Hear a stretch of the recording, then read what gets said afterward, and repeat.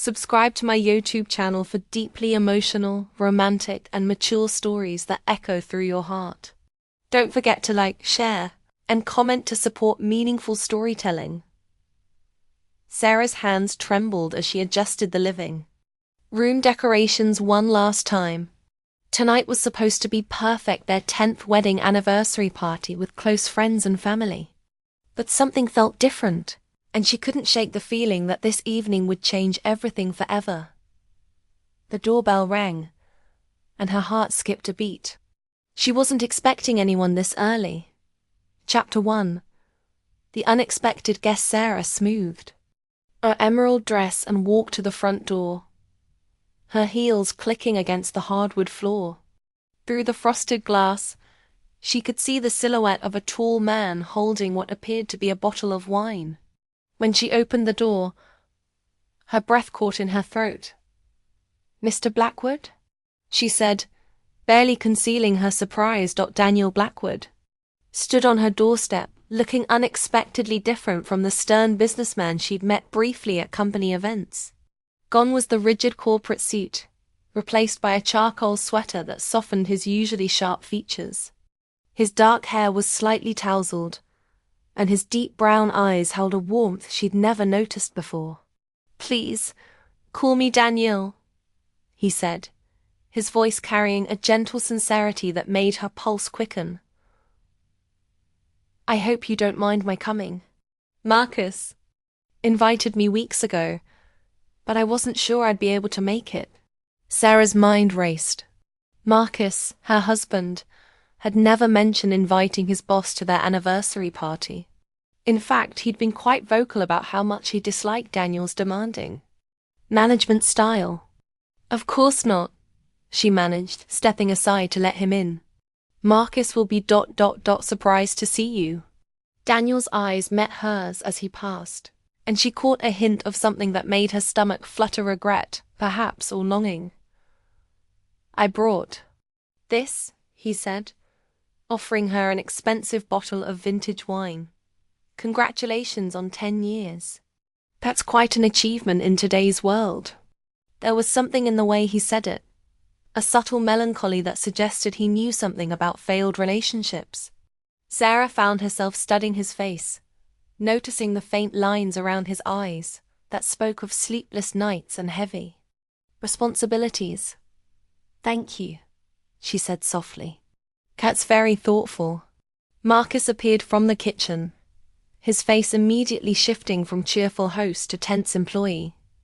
"Daniel, I didn't expect you to actually come." The air grew thick with unspoken tension. Sarah watched as her husband's shoulders stiffened, his smile becoming forced. It was a side of Marcus she'd grown too familiar with lately, the man who brought his work stress home and let it poison their evenings. "I hope it's not an inconvenience," Daniel said, seemingly oblivious to Marcus's discomfort.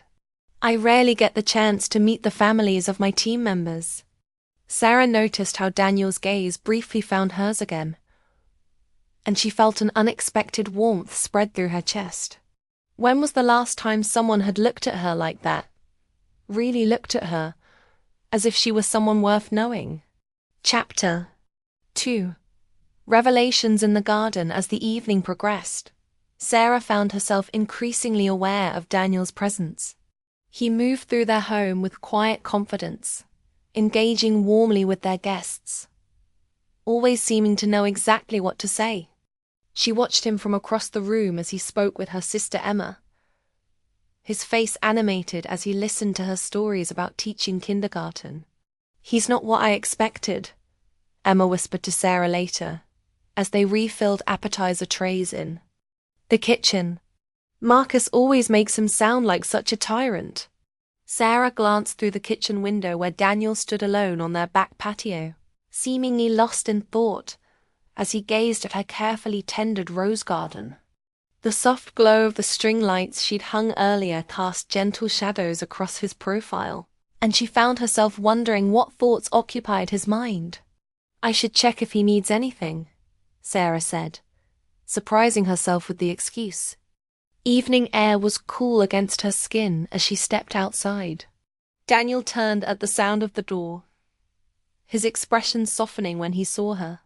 "Your garden is beautiful," he said, gesturing toward the roses that had been her pride and joy for years. "These must take considerable time and care." Sarah joined him by the railing, acutely aware of the space between them. "They're my escape," she admitted, then immediately wondered why she'd shared something so personal with him.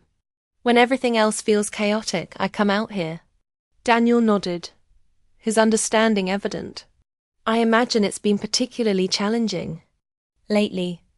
Something in his tone made her look at him more closely. "What do you mean?" He hesitated, then turned to face her fully. "Sarah, I know this might not be appropriate, but I need to tell you something. About Marcus." Her heart began to race. "What about Marcus?" "He's been struggling at work. More than struggling, actually. I've been trying to help him, but he's been missing deadlines, making mistakes that are hard to overlook." Daniel's voice was gentle but serious. "I've covered for him several times, but I can't continue indefinitely." Sarah felt the ground shift beneath her feet. Marcus had been telling her everything was fine at work, that he was in line for a promotion. The financial stress they'd been under, the late nights he claimed were due to extra projects. It was all starting to make sense. "Why are you telling me this?" she asked, her voice barely above a whisper. Daniel stepped closer, and she could see the conflict in his eyes. "Because I've watched you tonight, Sarah. I've seen how you light up when you talk about your dreams, how you deflect when people ask about your own life. You deserve to know the truth." The sincerity in his voice made her chest tighten. When was the last time someone had spoken to her with such genuine concern? When had Marcus last looked at her the way Daniel was looking at her now? "There's something else," Daniel continued, his voice dropping lower. "I've been thinking about you, Sarah, more than I should. Tonight, seeing you in your element, watching you care for everyone else while no one seems to care for you. It's breaking my heart." Sarah's breath caught. The admission hung in the air between them like a bridge she could either cross or walk away from forever. Chapter 3. The weight of truth. Before Sarah could respond, the patio door slid open, and Marcus stepped out with two of his college friends, their laughter loud and slightly slurred from too much wine. "There you are," Marcus said, his arms sliding possessively around Sarah's waist. "I was wondering where my beautiful wife had disappeared to." Sarah felt Daniel tense beside her, and she caught the flash of something painful in his eyes, before he skillfully masked it with a polite smile. "I was just admiring Sarah's garden," Daniel said smoothly. "She has remarkable talent." Marcus barely glanced at the roses that Sarah had spent countless hours nurturing.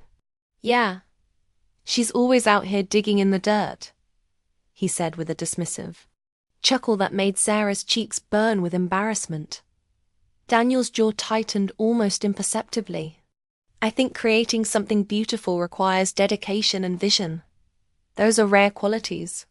The subtle defense of her passion wasn't lost on Sarah, and she felt a surge of gratitude toward Daniel that contrasted sharply with the hurt caused by her husband's casual dismissal. "Well, the guys want to show you the basement bar," Marcus said to Daniel, already turning back toward the house. "I finally got that vintage whiskey collection I've been bragging about." As they moved inside, Sarah caught Daniel's arm gently. "Thank you," she whispered. "For what you said about the garden." Their eyes met, and in that moment, she saw her own loneliness reflected in his gaze. How long had he been carrying this burden of awareness about Marcus? How long had she been invisible in her own marriage? "Sarah," Daniel said quietly, "if you ever need someone to talk to, there she is." Emma's voice cut through the moment as she appeared in the doorway. "Mum's looking for you." She wants to do the anniversary toast. As they walked back inside, Sarah felt Daniel's presence behind her like a warm current. The house suddenly felt too small, too full of people who knew her but didn't really see her. Chapter 4. The toast that changed everything. The living room fell quiet as Sarah's mother, Helen, stood with her wine glass raised. Sarah found herself positioned between Marcus and Daniel, acutely aware of the contrast between the two men. Marcus stood rigid beside her, his smile tight and mechanical, while Daniel's quiet presence felt like an anchor in the storm of her swirling emotions. 10 years ago, Helen began, her voice warm with emotion. We watched Sarah marry the man she said would make her dreams come true. Tonight, we celebrate not just their anniversary, but the beautiful life they've built together. Sarah felt Daniel's slight movement beside her, as if he'd started to reach for her hand before stopping himself. The gesture, though incomplete, sent a shiver through her. To Sarah, Helen continued, who has always been the heart of every room, she enters, and to Marcus, who won her heart, may the next 10 years bring you even greater joy. As glasses clinked around the room, Sarah noticed how Daniel's toast seemed directed solely at her, his eyes holding hers with an intensity that made her heart race. Meanwhile, Marcus's attention was already drifting toward his friends, his arm around her waist feeling more like an obligation than affection. Beautiful speech, Daniel said quietly to her mother afterward. Sarah is indeed the heart of every room. Helen beamed at him. You must be the boss Marcus is always talking about. He speaks of you often. Sarah saw Daniel's slight wince at this, and she wondered what version of him Marcus had been sharing. Based on her husband's recent complaints, she doubted it was flattering. I hope it's been positive, Daniel replied diplomatically. Oh, you know how men are about work. Helen laughed. But I can see why Marcus respects you. You have kind eyes. Sarah watched Daniel's expression soften at her mother's words, and she realized that beneath his professional exterior was a man who seemed as lonely as she felt. Chapter 5.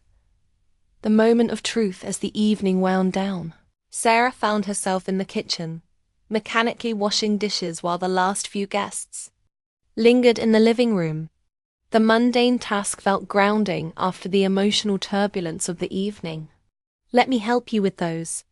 She turned to find Daniel rolling up his sleeves, his jacket discarded somewhere. The simple gesture of him joining her in the kitchen felt more intimate than any grand, romantic gesture she'd received recently. You don't have to, she protested, but he was already reaching for a dish towel. I want to, he said simply. Besides, it's the least I can do after such a lovely evening. They worked in comfortable silence for a few minutes, their movements synchronized as if they'd done this dance 100 times before. Sarah found herself stealing glances at his profile, noticing the way his dark hair fell across his forehead, the concentration in his expression as he carefully dried her good china. Daniel, she said finally, what you told me earlier about Marcus... He set down the plate he was drying and turned to face her fully. I'm sorry. I shouldn't have burdened you with that tonight. It's your anniversary. No, Sarah said quickly. I needed to hear it. I've been feeling like I'm going crazy, like something was wrong, but I couldn't put my finger on it. Daniel stepped closer, and Sarah could see the conflict warring in his eyes. Sarah, I need to tell you something else. Something I should have said months ago. Her heart began to pound. What? I've been attending every company event, every office party, hoping to see you. I've memorized your laugh. The way you tilt your head when you're thinking. How you always make sure everyone else is comfortable before you worry about yourself. His voice was low, urgent. I know it's wrong. I know you're married. But I can't stop thinking about you.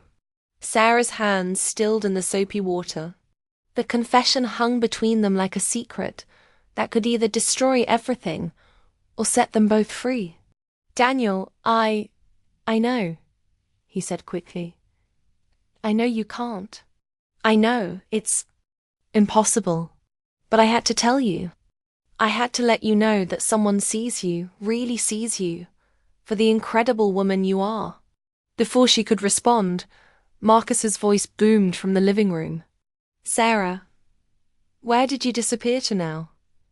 Come say goodbye to everyone. The spell was broken, but the words had been spoken. As Daniel stepped back, Sarah saw in his eyes a promise and a question that would haunt her long after the last guest had gone. Chapter 6. The aftermath. The house felt eerily quiet after the last guest departed. Sarah moved through the rooms, collecting forgotten wine glasses and straightening cushions, her mind replaying every moment of Daniel's presence. Marcus had retreated to his study, claiming he needed to decompress after the party. She found herself back in the kitchen, staring at the spot where Daniel had stood just an hour earlier. His words echoed in her mind. Someone sees you, really sees you. When was the last time she'd felt truly seen by anyone? Finally, Marcus said, appearing in the doorway with his tie loosened and his hair disheveled. I thought they'd never leave. Sarah studied her husband's face, looking for any sign of the man she'd fallen in love with 10 years ago. Instead, she saw exhaustion, stress, and something that looked disturbingly like indifference. It was a lovely party, she said carefully. Everyone seemed to enjoy themselves. Marcus grabbed a beer from the refrigerator and leaned against the counter. I still can't believe Daniel actually showed up. I only invited him because I thought he'd be too busy to come. He seemed to fit in well with everyone, Sarah ventured, testing the waters. He was probably just networking, Marcus said dismissively. That's all guys like him do. Everything's about business. Sarah thought about Daniel's genuine interest in her mother's stories, his careful attention to her garden, the way he'd helped with dishes without being asked. None of that had seemed like networking. Marcus, she said, gathering her courage, is everything okay at work?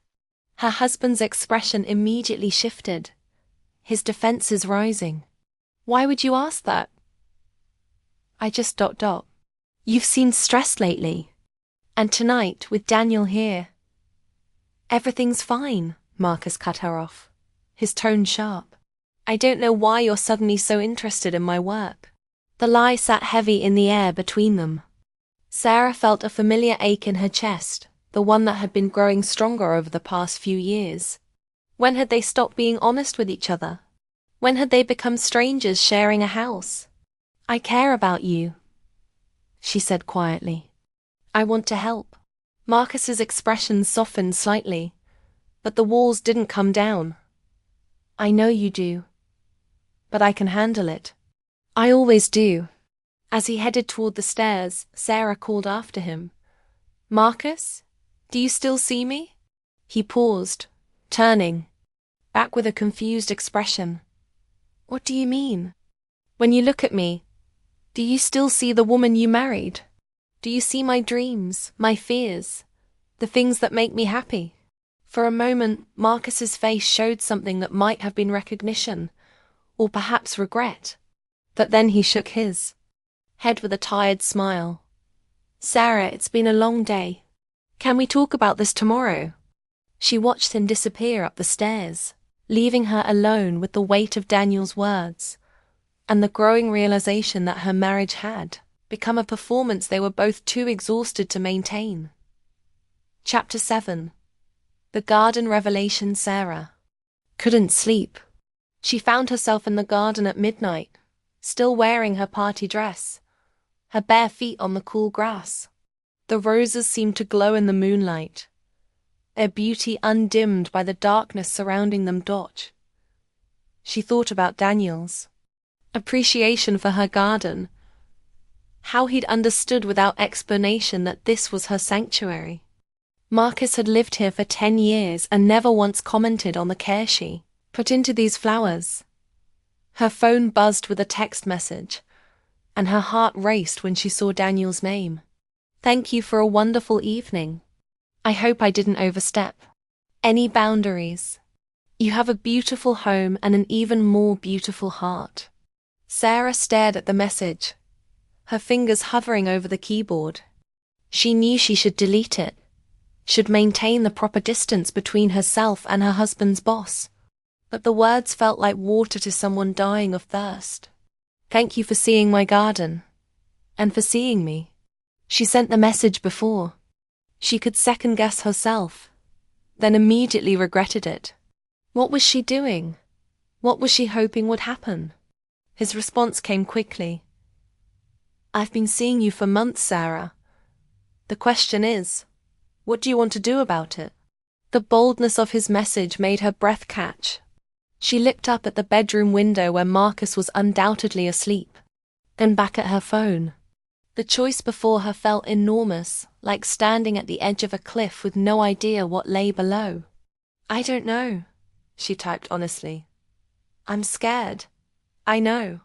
So am I, but I can't pretend anymore that I don't care about you. If you need space, I'll respect that. But if you want to talk, really talk, I'll be here. Sarah closed her eyes, feeling tears she hadn't expected. When had someone last told her they cared about her needs, her feelings? When had anyone offered to simply listen? I want to talk, she typed, then deleted it, then typed it again, then deleted it again. Finally, she wrote, tomorrow, coffee, just as friends. Just as friends, came his reply. But she could sense the same hope and fear in his words that she felt in her own heart. Chapter 8. The coffee that changed everything. The next morning, Sarah found herself in a small cafe across town. Her hands wrapped around a coffee cup as she waited for Daniel. She'd told Marcus she was running errands, which wasn't entirely a lie. She was running from the truth, toward it. Or perhaps toward an entirely different version of herself. When Daniel walked in, he looked different in the morning light. Less polished, more human. He wore jeans and a simple blue shirt that made his eyes seem even darker. As he approached her table, Sarah felt her heart rate increase. Thank you for coming, he said, sliding into the seat across from her. I wasn't sure you would. I wasn't sure I would either, Sarah admitted. But I needed to understand what's happening between us. Daniel's expression grew serious. What's happening is that I'm falling for a married woman, and she's either completely unaware of it or too kind to tell me to leave her alone. The direct honesty of his words hit Sarah like a physical blow. Daniel, I know it's wrong, he continued. I know you love Marcus. I know you're committed to your marriage, but I also know that you're not happy, and I can't stand watching you fade away. Sarah felt tears prick her eyes. How do you know I'm not happy? Because I recognize the look, Daniel said quietly. I was married once.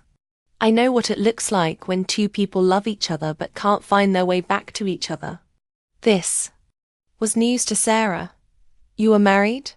For 8 years. We divorced 3 years ago. No children, thank God. We just grew apart. Started living separate lives under the same roof.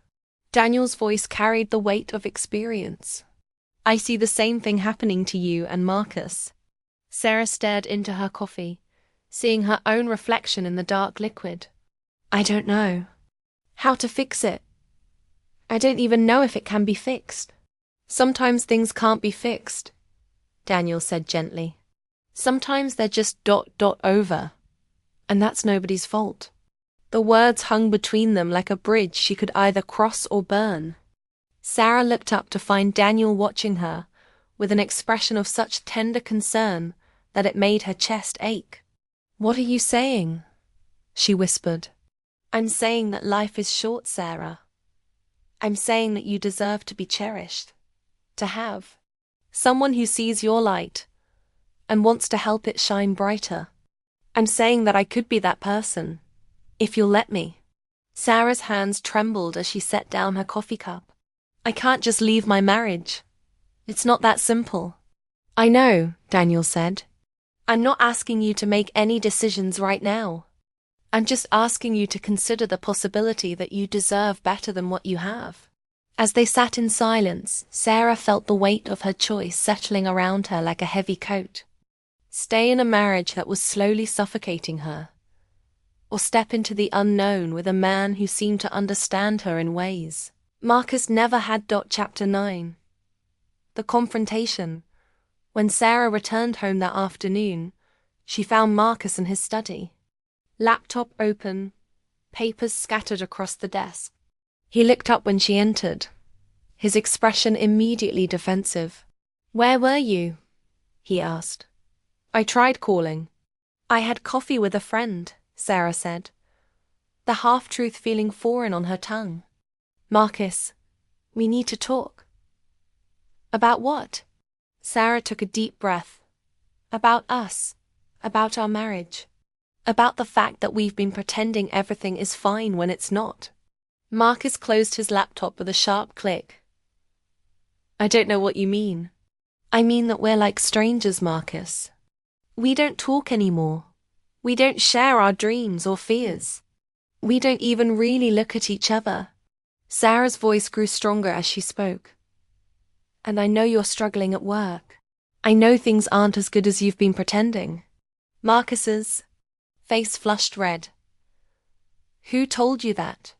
It doesn't matter who told me. What matters is that you lied to me. We're supposed to be partners, Marcus. We're supposed to face things together. I didn't want to worry you, Marcus said, but his voice lacked conviction. Or maybe you didn't want to show weakness, Sarah countered. Maybe you've been so focused on being the provider, the success story, that you forgot to be my husband. Marcus stood up, pacing to the window. What do you want from me, Sarah? I'm doing my best. I want you to see me, Sarah said, Daniel's words echoing in her mind. I want you to care about my dreams, my interests, my feelings. I want you to be present in our marriage instead of just existing in it. Marcus turned back to her, and for a moment, she saw a flash of the man she'd married. I do see you. When? Sarah challenged. When was the last time you asked about my garden? When was the last time you really listened when I talked about my day?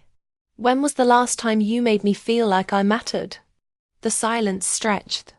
Between them, heavy with years of accumulated disappointment and unspoken resentments.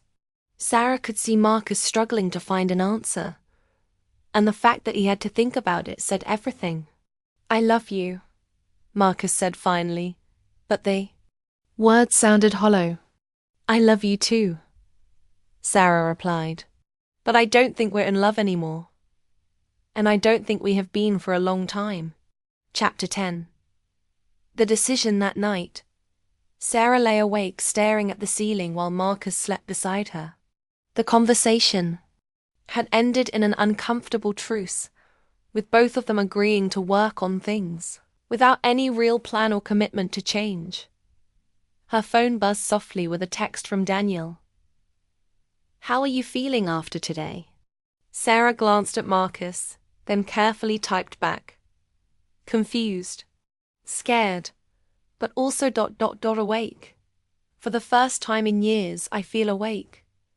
That's a start. Are you okay? Do you need anything? The simple question made her eyes fill with tears.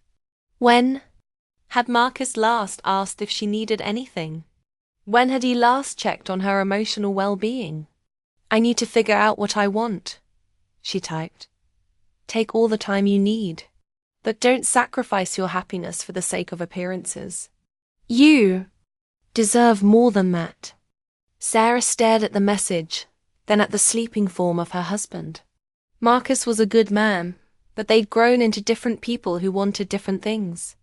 She'd been trying to fit herself into the shape of his expectations for so long. that she'd forgotten what her own shape looked like. "I think I'm ready to find out what more looks like," she typed, then held her breath as she sent it. Daniel's response came quickly. "Then I'll be here when you're ready to explore that." No pressure, no timeline, just ... possibility. Sarah set her phone aside and closed her eyes, but sleep wouldn't come. Instead, she found herself imagining a different life, one where she was seen, valued, cherished. One where her dreams mattered, and her voice was heard. One where love wasn't a performance but a daily choice to truly know and support each other. The morning would bring difficult conversations and painful decisions, but for the first time in years, Sarah felt a spark of hope flickering in her chest. Maybe it wasn't too late to choose happiness. Maybe it wasn't too late to choose love, real love. The kind that made her feel fully alive. As dawn approached, Sarah made a decision that would change everything. She would fight for her right to be happy, even if it meant walking away from the life she'd built to find the life she was meant to live.